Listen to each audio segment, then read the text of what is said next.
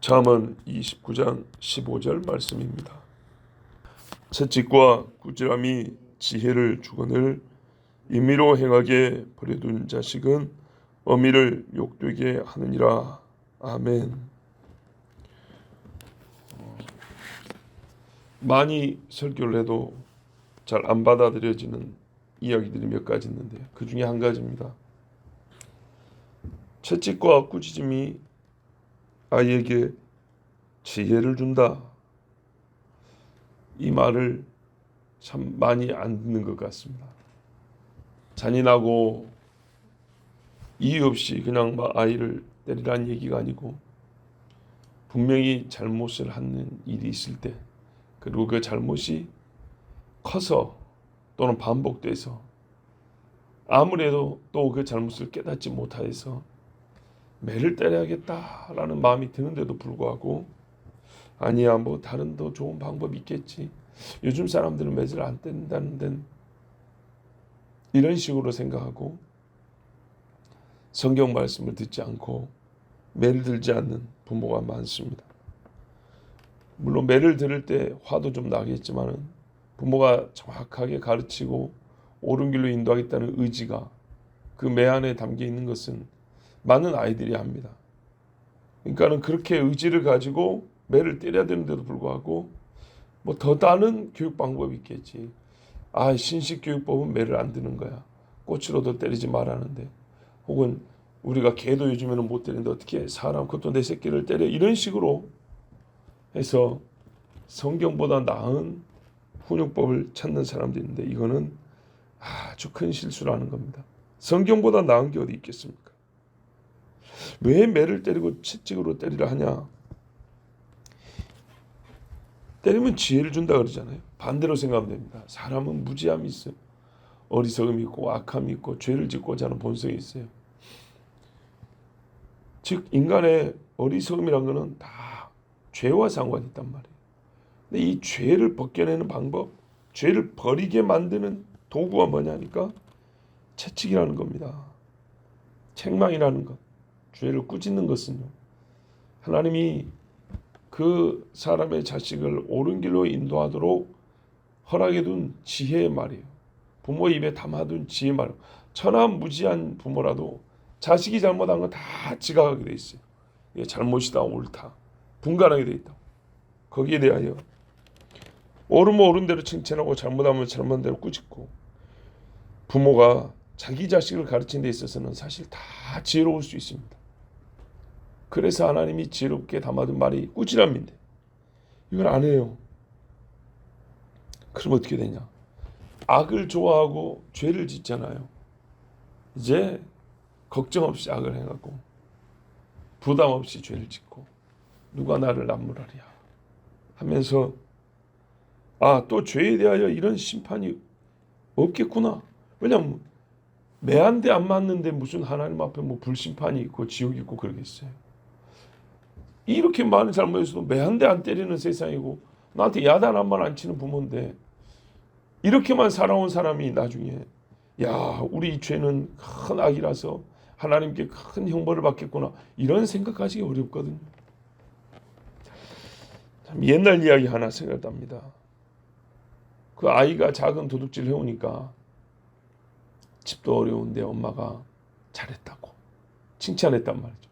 그때 얘가 계속 도둑 이러고 살더니 큰 도둑이 됐어요.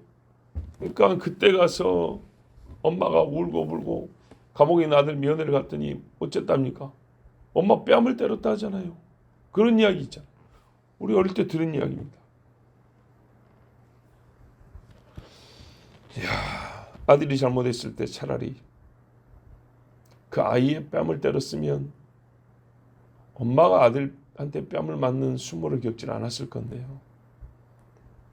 저 어릴 때 선생님들한테 뺨을 맞은 적 있습니다. 생각해보면 대부분의 뺨은 선생님들이 옛날에 참 성격이 고약해서 하는 것들이 있어요. 그런데 한 번은 맞을 짓을 했어요.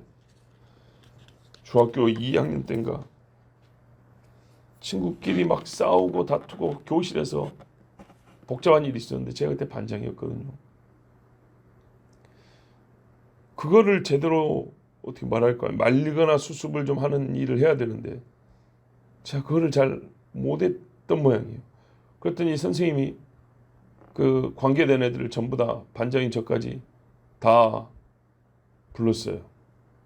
교무실, 우리 교실 2층인데 1층 교무실 앞 복도로 불렀어요. 여자 선생님인데요. 그때 전부 다 뺨을 한 대씩 때렸어요. 그게 기억이 나요. 그 뺨하고 심심해서 와서 뺨 때리던 초등학교 다닐 때 심심하면 뺨 때리는 선생님이 있었어요. 그 선생님하고 기억이 나요. 이게 비교가 된단 말입니다. 정말 맞을 짓을 했을 때 선생님이 화가 막 나고 해가지고 우리의 잘못을 꾸짖으면서 뺨을 때렸던 거하고 그냥 이유 없이 얼굴 이렇게 꼬집고 그냥 한 번씩 때렸던 선생님하고.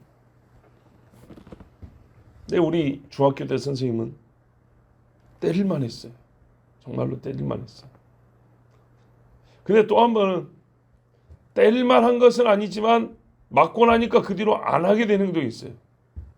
중학교 1학년 국어 시간인데요. 1학년 1학기 마지막 때쯤 됐을 거예요. 여름이 가까웠잖아요. 졸리단 말입니다. 수업 시간 내내 참았다가 종 딱 치니까 맨 뒤에 앉았다가 기지를 한번 폈어요. 뭐 소리가 그렇게 큰 건 아무것도 아닌데 입을 벌리고 이제 이렇게 소리를 좀 올렸단 말이죠. 그랬더니 국어 선생님이 나오라 하더니 뺨을 때린 거예요. 선생님 앞에서 입 벌리고 하품했다고요. 그게 뺨을 맞을 정도로 잘못된 건가? 한 번도 못 배운 거거든요. 그리고 수업 끝마치고 했기 때문에 조금 억울한 감이 있긴 한데 놀랍게도요. 그 뒤로 한 번도 그런 적이 없어요. 배웠어요. 어른들 앞에서 입 벌리고 손 올리고 이렇게 하품하는 게 아니구나. 그거를 뺨 한 대 맞고 배웠는데 처음 배우니까 안 때리고도 가르칠 수 있었을 것을 이제 그 선생님 하여튼 때리고 가르쳤어요. 근데요. 어쨌든 간에 그 한 대 맞으면서 배웠더니 절대 안 잊어먹더라고요. 지금까지 그렇게 한 기억이 없습니다. 그 이후로. 제가 지금 말씀드린 거는 뭐 장로님 저보다 뭐 많은 경험이 있으시고 다 잘 아시겠지만 이렇게 사람이 필요한 경우에 잘못을 했을 때 한 대 맞고 꾸지람을 받으면 말입니다. 어떤 경우보다 이 교육 효과가 좋다는 겁니다. 군대에서 구타가 함부로 자행돼서는 안 되지만 잘못했을 때 기합 한번 받으면서 이건 이런 거다고 제대로 가르쳐주면 두 번 다시 그 실수나 잘못을 하는 경우는 찾아보기 어렵습니다. 뭐 세상에서 공부 좀 하고 내든 좀 학벌이 좀 짧은 사람인데 상관없이 군대에 가면 다 어리버리 시작한단 말이죠. 그런데 이게 한 대 맞거나 기합 한번 받고 가르침을 받으면 거의 다 잘합니다. 다 잘합니다. 이거는 하나님께서 사람을 가르치고 훈육하는 방식으로 우리에게 가르쳐 주셨고 딱 맞는 방식입니다. 다시 말씀드리지만 심심하니까 때리고 성질 난다고 때리고 꼭 그런 게 아닙니다. 성경에는 내 자녀를 노엽게 하지 말라 그랬어요. 정당하게 맞으면 화를 안 내지만 이유 없이 맞으면 화를 하고 부모 자식 간의 원수가 됩니다. 그러니까는 잘못을 했을 때 지혜를 얻는다 그러잖아요. 그러니까 무지한 짓을 하고 악한 짓을 했을 때 거기에 정당한 매를 때리고 책망을 하면 이 아이가 지혜로워집니다. 이게 죄구나. 이보다 더 나은 행실이 있는 거구나. 이랬을 때는 불화가 일어나고 이렇게 하면 화평과 좋은 열매를 맺는구나.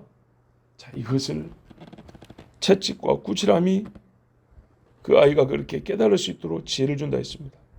그런데 15절 후반부에 참 가슴 아픈 이야기가 있습니다. 버려두었다. 옷을 안 입히면 버려둔 것이 될 수도 있겠죠. 먹을 걸 안 주면 버려뒀다 할 수 있겠죠.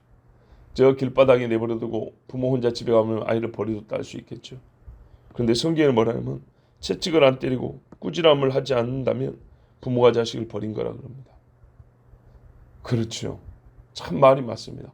버린다는 것이 방치한다는 말뿐만 아니라 사람을 못 쓰게 만들었다는 거잖아요.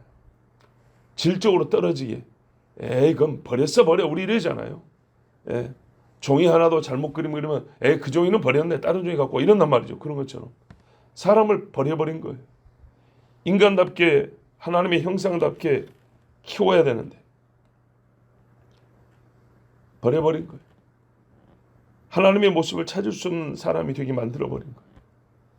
참 인품이 훌륭하고 감사할 줄도 알고 옳고 그름을 분별할 줄도 알고 자기 죄에 대해서 부끄러울 줄도 알고 이게 사람의 모습인데 그런 모습을 못 갖게 버려버린 거예요. 채찍과 꾸지람은요 버림받은 자식이 되지 않게 합니다. 정말 부모의 품 안에서 키움받은 자식, 부모의 정상적인 그리고 아주 고결한 교육을 받고 자란 자식이란 것을 보여주는 것이 뭐냐면 그가 정말 죄를 지었을 때 무지한 짓을 했을 때 매를 맞은 적이 있는가, 또한 하나님의 말씀으로 채찍 못지않은 꾸지람을 듣고 자랐는가. 이건 아주 참 중요합니다. 우리도 그러잖아요. 하나님의 자식으로서 죄를 지었을 때 하나님이 채찍을 때리고 꾸지람을 한단 말입니다. 책망을 해요. 그러나서 나중에 깨닫는다는 말입니까?